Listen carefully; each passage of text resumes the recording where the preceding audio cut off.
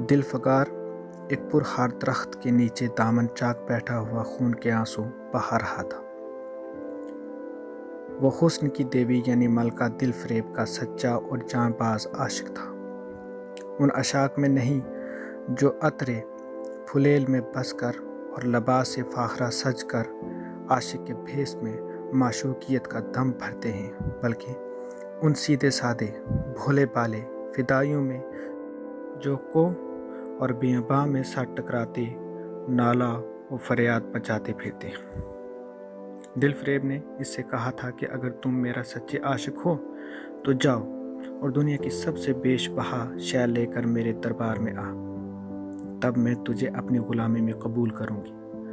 अगर तुझे वो चीज़ ना मिले तो खबरदार इधर का रुख ना करना, वरना दार पर खिंचवा दूंगी। दिल फगार को अपने जज्बे के इजहार का शिकवा शिकायत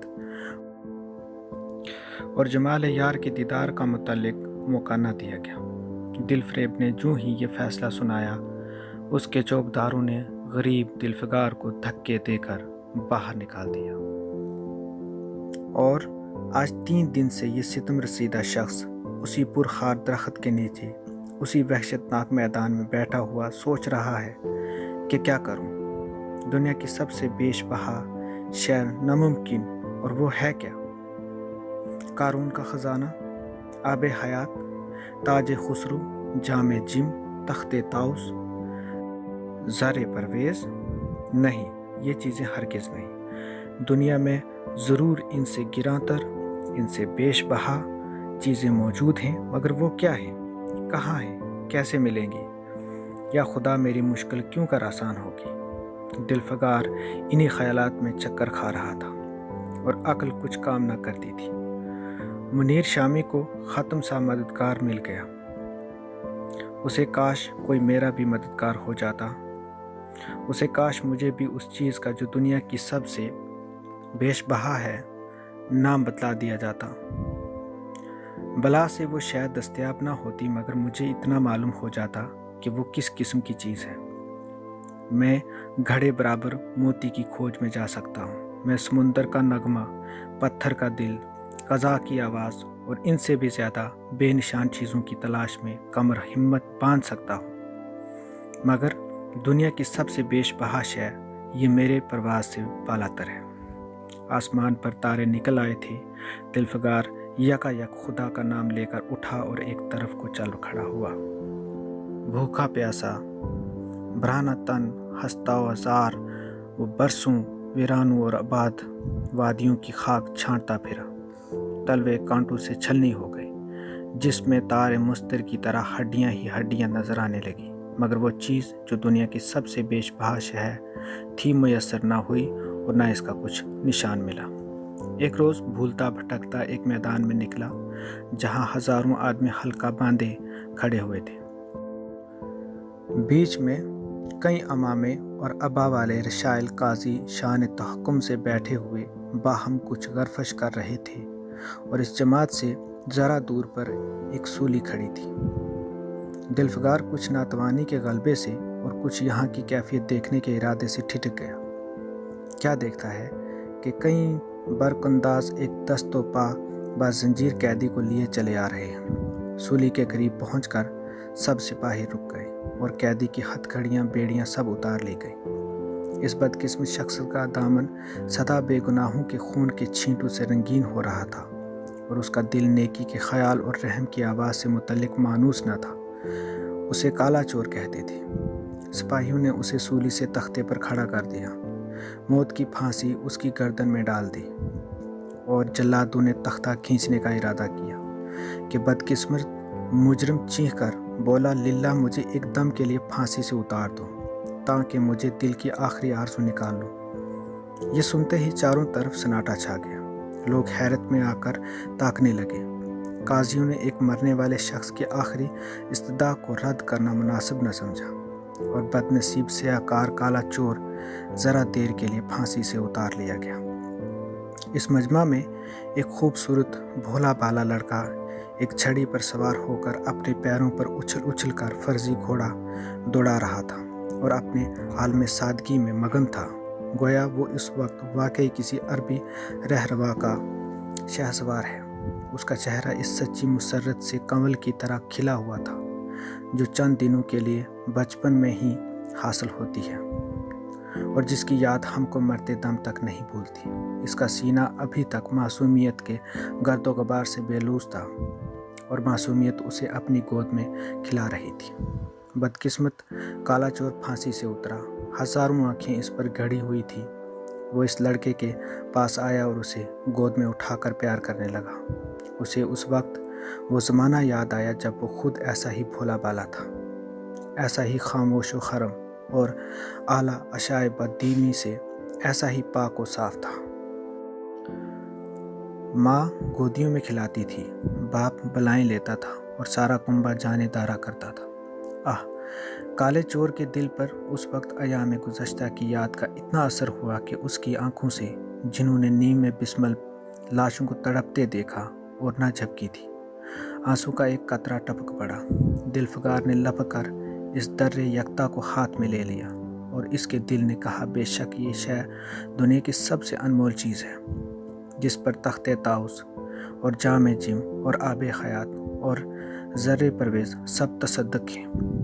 اسی خیال سے خوش ہوتا ہوا کامیابی کی امید سے سرمست دلفگار اپنی معشوقہ دلفریب کے شہر مینو سودا کو چلا، مگر جوں منزلیں طے ہوتی جاتی تھیں اس کا دل بیٹھا جاتا تھا کہ کہیں اس چیز کی جسے میں دنیا کی سب سے بیش بہا چیز سمجھتا ہوں دلفریب کی نگاہوں میں قدر نہ ہوئی تو میں دار پر کھینچ دیا جاؤں گا اور اس دنیا سے نامراد جاؤں گا، پر خرچہ باد آباد۔ اب تو قسمت آزمائی ہے۔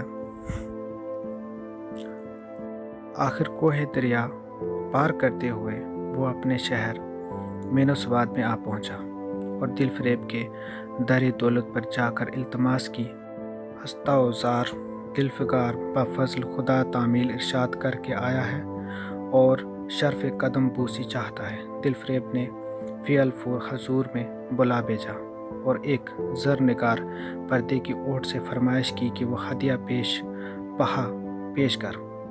دلفگار نے ایک عجیب امید و بیم کے عالم میں وہ قطرہ پیش کیا اور اس کی ساری کیفیت نہایت ہی مؤثر لہجے میں بیان کی۔ دلفریب نے کل ردات باغرض سنی اور تحفہ ہاتھ میں لے کر ذرا دیر تک غور کر کے بولی، دلفگار، بے شک تو نے دنیا کی ایک بیش قیمت چیز ڈھونڈ نکالی، تیری ہمت کو آفرین اور تیری فراست کو مرحبا، مگر یہ دنیا کی سب سے بیش قیمت چیز نہیں۔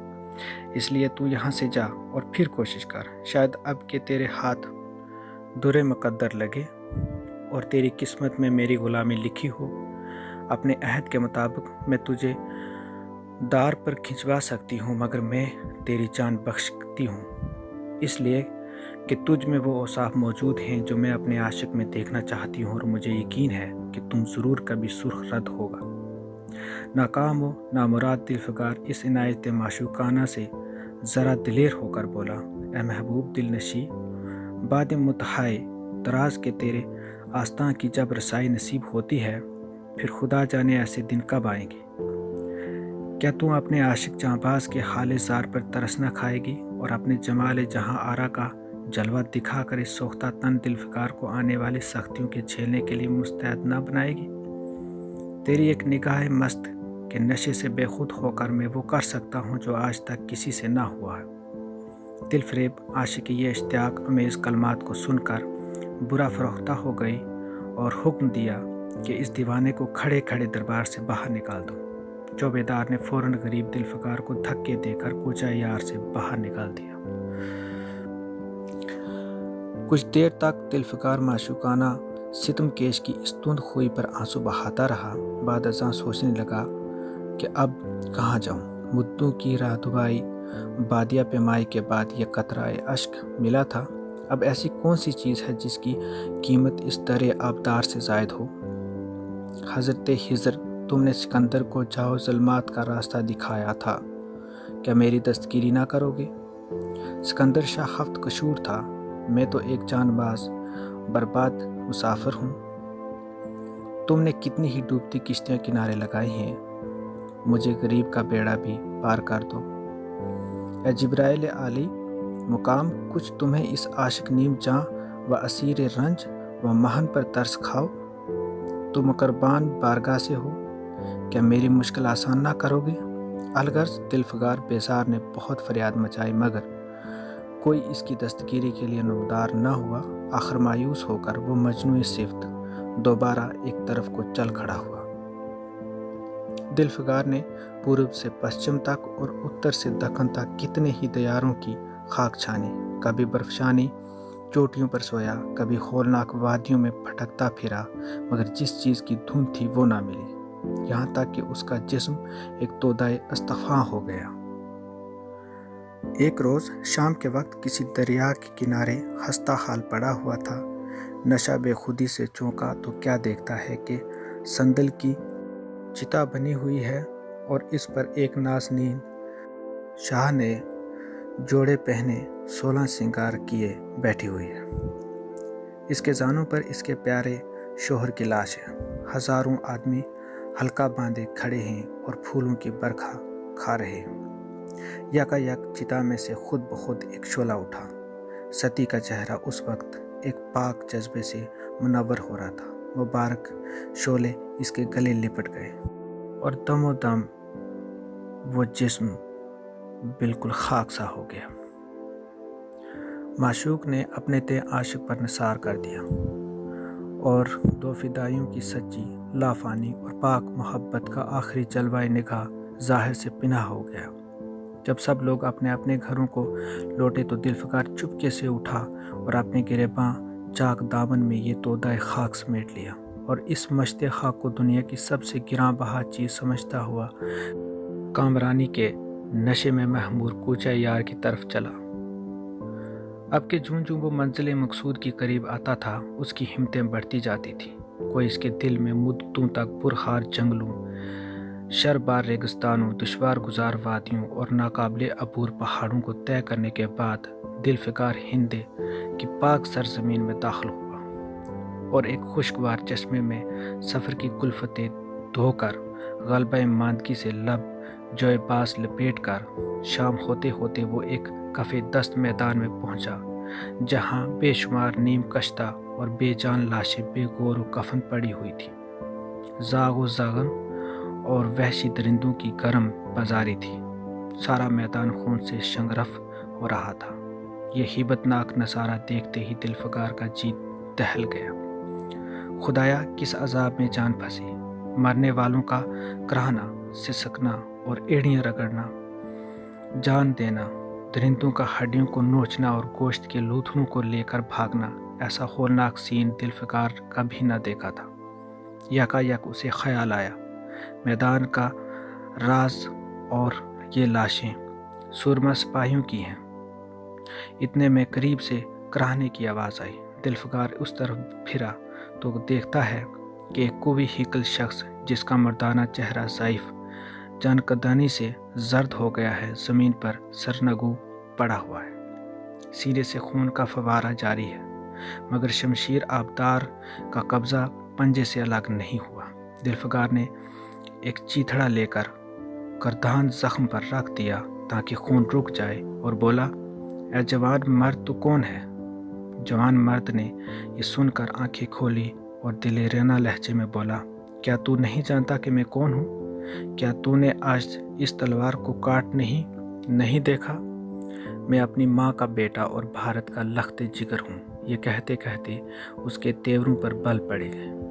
زرد چہرہ خوشمگی ہو گیا اور شمشیر آبدار پھر اپنا جوہر دکھانے کے لیے چمک اٹھی۔ دلفگار سمجھ گیا کہ یہ اس وقت مجھے دشمن خیال کر رہا ہے۔ ملائمت سے بولا، اے جوان مرد، میں تیرا دشمن نہیں ہوں۔ ایک آوارہ وطن غربت زدہ مسافر ہوں، ادھر بھولتا بھٹکتا آ نکلا ہوں۔ براہ کرم مجھ سے یہاں کی مفصل کیفیت بیان کر۔ یہ سنتے ہی زخمی سپاہی نہایت شرین لہجے میں بولا، اگر تو مسافر ہے تو آ اور میرے خون سے تر پہلو میں بیٹھ جا، کیونکہ یہی 2 انگل زمین ہے جو میرے پاس باقی رہ گئی ہے اور جو سوائے موت کے کوئی نہیں چھین سکتا۔ افسوس ہے کہ تو یہاں ایسے وقت میں آیا جب ہم تیری مہمان نوازی کرنے کے قابل نہیں۔ ہمارے باپ دادا کا دیس آج ہمارے ہاتھ سے نکل گیا اور اس وقت ہم بے وطن ہیں، مگر پہلو بدل کر ہم نے حملہ ور غنیم کو بتا دیا کہ راجپوت اپنے دیس کے لیے کیسی بے جگری سے جان دیتا ہے۔ یہ آس پاس جو لاشیں تم دیکھ رہے ہو، یہ ان لوگوں کی ہیں جو اس تلوار کے گھات اتارے ہیں مسکرا کر، اور گو کہ میں بے وطن ہوں، مگر غنیمت ہے کہ خریف کے حلقے میں مر رہا ہوں۔ سینے کے زخم سے چیتھڑا نکال کر، کیا تو نے یہ مرہم رکھ دیا؟ خون نکلنے دے، اسے روکنے سے کیا فائدہ؟ کیا میں اپنے ہی وطن میں غلامی کرنے کے لیے زندہ ہوں؟ نہیں، ایسی زندگی سے مرنا اچھا، اس سے بہتر موت ممکن نہیں۔ جوان مرد کی آواز مدھم ہو گئی، اعضاء ڈھیلے ہو گئے، خون اس کی کثرت سے بہا کر اب خود بخود بند ہو گیا۔ رہ رہ کر ایک آدھ قطرہ ٹپک پڑتا تھا، آخر کار سارا جسم بے دم ہو گیا۔ قلب کی حرکت بند ہو گئی اور آنکھیں مند گئی۔ دلفگار نے سمجھا اب کام تمام ہو گیا کہ مرنے والے نے آہستہ سے کہا، بھارت ماتا کی جے، اور اس کے سینے سے آخری قطرہ خون نکل پڑا۔ ایک سچے محب وطن اور دیس بھگت نے حب الوطنی کا حق ادا کر دیا۔ دلفگار اس نظارے سے بے حد متاثر ہوا اور اس کے دل نے کہا، بے شک دنیا میں اس قطرہ خون سے بیش قیمت شے نہیں ہو سکتی۔ اس نے فوراً اس رش کے لال رتانی کو ہاتھ میں لے لیا اور اس دلیر راجپوت کی بصالت پر غش غش کرتا ہوا عازم وطن ہوا، اور وہی سختیاں جھیلتا ہوا بالآخر ایک مدت دراز میں ملکہ اقلیم خوبی اور در صدف محبوبی کے در دولت پر جا پہنچا اور پیغام دیا کہ دلفگار سرخروب وقا مکار لوٹا ہے اور دربار گوہر پار میں حاضر ہونا چاہتا ہے۔ دلفریب نے اسے فوراً حاضر ہونے کا حکم دیا۔ خود حسب معمول پردہ زرنگار کے پسے پشت بیٹھی اور بولی، دلفگار، اب کہ تو بہت دنوں کے بعد واپس آیا ہے، لا دنیا کی سب سے بیش قیمت چیز کہاں ہے؟ دلفگار نے پنجہ خنائی کا بوسہ لے کر وہ قطرہ خون اس پر رکھ دیا اور اس مشرع کیفیت پر جوش لہجے میں کہہ سنائے۔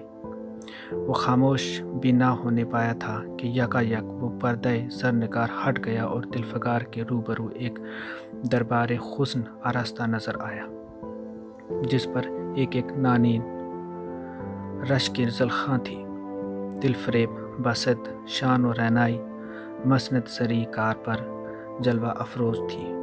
دلفگار یہ تلسم حسن دیکھ کر متحیر ہو گیا اور نقش دیوار کی طرح سکتے میں آ گیا کہ دلفریب مسند سے اٹھی اور کئی قدم آگے بڑھ کر اس کے ہم آغوش ہو گئی۔ رقاصان دلناز نے شادیانے گانے شروع کیے۔ خاشیہ نشنان دربار نے دلفگار کو ناظرین گزارنے اور ماں و خورشید کو باعزت تمام مسند پر بٹھا دیا۔ جب نغمہ دل پسند بند ہوا تو دلفریب کھڑی ہو گئی اور دست بستہ ہو کر دلفگار سے بولی، اے عاشق جان نثار دلفگار، میری دعائیں تیر بہ ہدف ہوئیں اور خدا نے میری سن لی اور تجھے کامیاب و سرخرو کیا۔ آج سے تو میرا آقا ہے اور میں تیری کنیز ناچیز۔ یہ کہہ کر اس نے ایک مرصع صندوقچہ مانگایا اور اس میں سے ایک لوح نکالا جس پر آب زر سے لکھا ہوا تھا، وہ آخری قطرہ خون جو وطن کی حفاظت میں گرے دنیا کی سب سے بیش قیمت شے ہے۔ شکریہ۔